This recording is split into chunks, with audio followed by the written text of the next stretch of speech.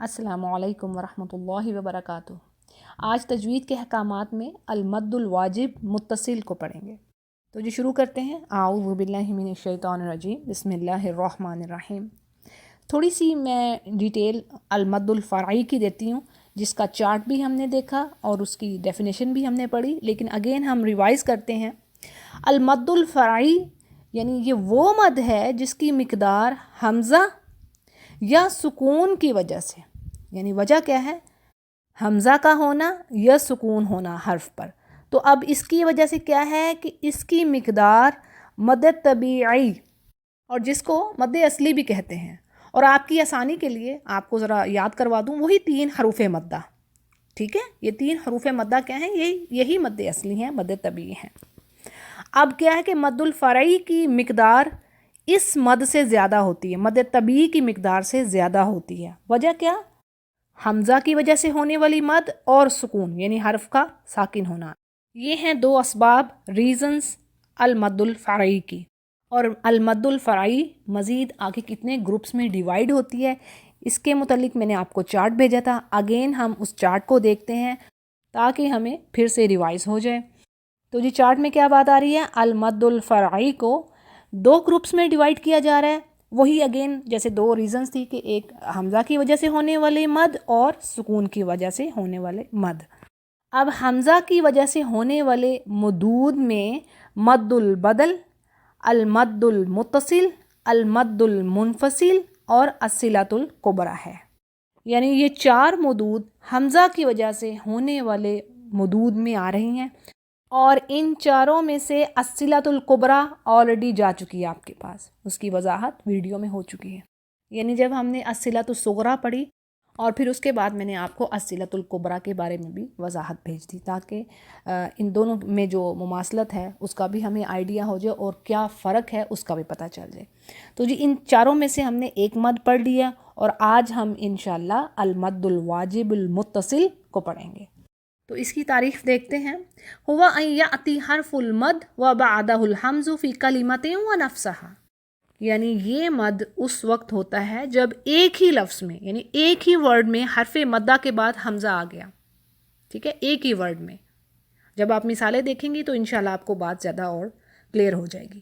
یعنی ایک ہی ورڈ میں حرف مد کے بعد حمزہ آ جائے۔ اور پھر بات ہے کہ اس کو واجب کیوں کہتے ہیں، یعنی اس کا نام کیا ہے؟ المد الواجب متصل، ٹھیک ہے؟ پہلے ہم الواجب کو دیکھتے ہیں کہ وجہ کیا ہے اس کی۔ اور واجب جانا پہچانا ورڈ ہے نا، اردو میں بھی استعمال کرتے ہیں۔ کس لیے واجب کا ورڈ کس لیے آتا ہے؟ کسی چیز کے فرض ہونے پر، ٹھیک ہے نا؟ ہم کہتے ہیں کہ یہ واجب ہے، ضروری ہے، ایسا ہی کرنا ہے، ٹھیک ہے نا؟ تو اب واجب اس کو اس لیے کہتے ہیں کہ تمام قراء، یعنی تمام بڑے بڑے شیخ امام جو قرآن کریم کے ماہر ہیں پڑھنے کے، وہ اس بات پر متفق ہیں، وہ ایگری کرتے ہیں اس بات پر کہ اس کی مقدار یعنی المد الواجب متصل کی مقدار جو اس کے کاؤنٹس ہیں وہ 2 سے زیادہ ہوں گے، یعنی 2 کاؤنٹ سے زیادہ اس کو ہم کھینچیں گے، اور ایسا کرنا ضروری ہے، واجب ہے، مسٹ ہے۔ اچھا جی، یہ تو ڈیفینیشن ہوگی الواجب کی، ہمیں پتہ چل گیا کہ اس کو کیوں واجب کہتے ہیں اس مد کو۔ اب متصل کیوں کہتے ہیں؟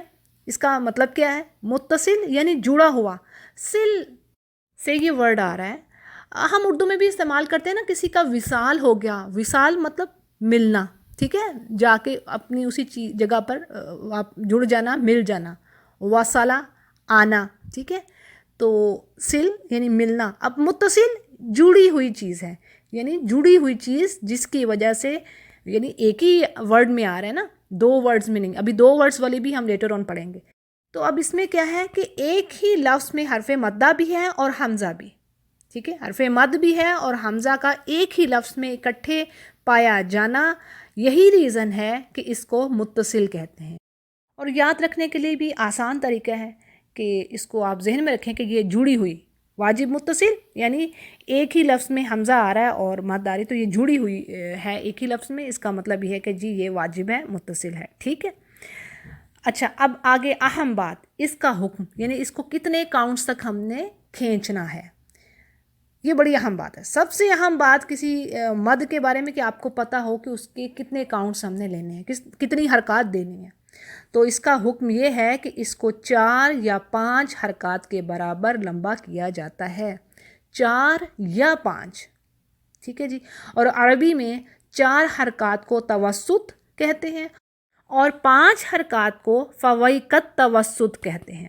فوائق یعنی کہ اوپر، ٹھیک ہے، 4 کو توسط اور 5 کو فوائق التوسط کہیں گے۔ اچھا جی، اب ہم اس کی مثالیں دیکھتے ہیں، اس کی اگزامپلس دیکھتے ہیں۔ انشاءاللہ ان اگزامپل سے آپ پر یہ کلیئر ہوگی، واضح ہو جائے گی۔ تو پہلی مثال دیکھتے ہیں، وَلَقَدْ جَاءَكُم مُوسَىٰ۔ اب اس آیا کے حصے میں مد واجب متصل کون سی ہے؟ جاءکم، ٹھیک ہے، جا، صحیح۔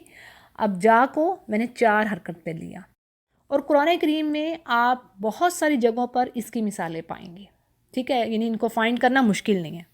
اب اس میں باتیں ہماری نوٹ کرنے کو کیا ہے کہ جا ایک ہی ورڈ ہے، ایک ہی لفظ میں آئی ہے، ٹھیک ہے۔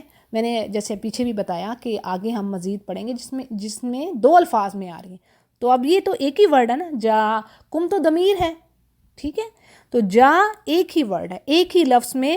دیکھیں بعد میں حمزہ آ رہا ہے اور پہلے مد ہے، بڑی مد، اور اس کو ڈھونڈنا کوئی مشکل نہیں ہے، علامت بڑا سا آپ یوں کہہ لیں، جو عام الفاظ میں ہم کہیں بڑا سا ڈنڈا پڑا ہوا آپ کو نظر آ جائے گا، تو آپ فوراً جان جائیں گی اگر یہ ایک ہی لفظ میں ہے کہ یہ واجب متصل ہے۔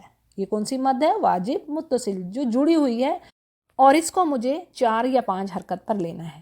اور آپ کی آسانی کے لیے کہ عموماً ہم اس کو یعنی 4 پر ہی لیتے ہیں، 4 پر کر لیجئے، لیکن 4 یا 5 دونوں حرکات ہو سکتی ہیں۔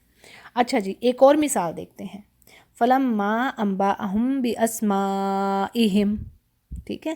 اب اس میں بھی اگر آپ بِأَسْمَاءِ اور ہم کو علیحدہ کر دیں گی تو بِأَسْمَاء کیا ہے؟ ایک ہی لفظ میں آ رہی ہے، یہ اسماء اسم کی جمع ہے، ٹھیک ہے، اسماء، تو یہ کیا ہے؟ مد الواجب متصل۔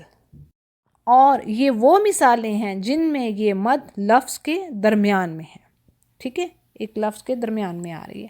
اسی طرح اب وہ مثالیں دیکھتے ہیں جن میں یہ لفظ کے آخر میں آتی ہے، جیسے یہد اللہ لنورہ من یشاء۔ اب یہ یشاء یعنی لفظ کے آخر میں آ گئی، یشاء ایک ہی لفظ میں آ رہی ہے، یشاء، ٹھیک ہے۔ اور اہم بات اس کی یہ بھی سمجھ لیجئے کہ اگر ہم اس پر وقف کریں گے تو ہم آخر میں جھٹکا دیں گے، یشاء، ٹھیک ہے، کیونکہ حمزہ جو ہے ساکن ہو جائے گا، پھر نبر جھٹکا دے کے پھر ہم رکیں گے۔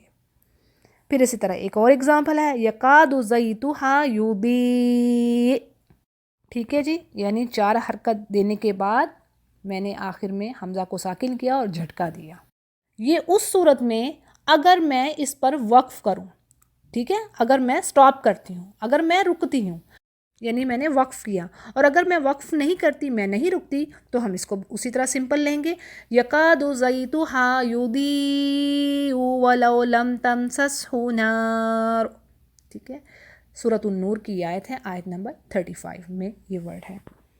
تو رکنے کا طریقہ بھی میں نے آپ کو بتا دیا، اور ملانے کا، وصل کرنے کا طریقہ بھی آپ کو پتہ چل گیا، وصلاً وقفاً۔ یعنی بہترین قاریہ کی پہچان کیا ہے کہ اسے پتہ ہونا چاہیے کہ اگر میں کسی لفظ پر وقف کر رہی ہوں، سٹاپ کر رہی ہوں، تو کیسے کروں، اور اگر میں ملا رہی ہوں تو کیسے ملاؤں، یعنی اس کو تجوید کے رولز سے اچھی جان پہچان ہونی چاہیے، فیملیئر ہونا چاہیے اس کو رول سے۔ یہ طریقہ کار ہے ایک اچھے قاری، اچھا قرآن پڑھنے والی کی یہ پہچان ہے۔ اور جس کو ملانے کا یا وقف کرنے کا طریقہ نہ معلوم ہو تو اس سے کیا پتہ چلتا ہے کہ اس شخص کو قرآن کریم پڑھنا نہیں آتا۔ تو آج الحمدللہ ہم نے چارٹ میں سے، یعنی جو 4 مدود تھے ان میں سے مد صلہ کبریٰ جس کی مقدار 4 یا 5 حرکات تھی اس کو پڑھ لیا، اور اسی طرح آج المد واجب متصل کو پڑھ لیا، اس کی ڈیفینیشن کو دیکھ لیا، اور ہم نے یہ جان لیا کہ کیوں اس کو واجب کہا جاتا ہے اور کیوں اس کو متصل کہا جاتا ہے۔ اور اہم بات یہ ویری امپورٹنٹ ٹو ریممبر، وہ یہ کہ اس کا حکم، یعنی اس کو ہم نے 4 کاؤنٹس پہ لینا ہے یا 5 کاؤنٹس پہ لینا ہے۔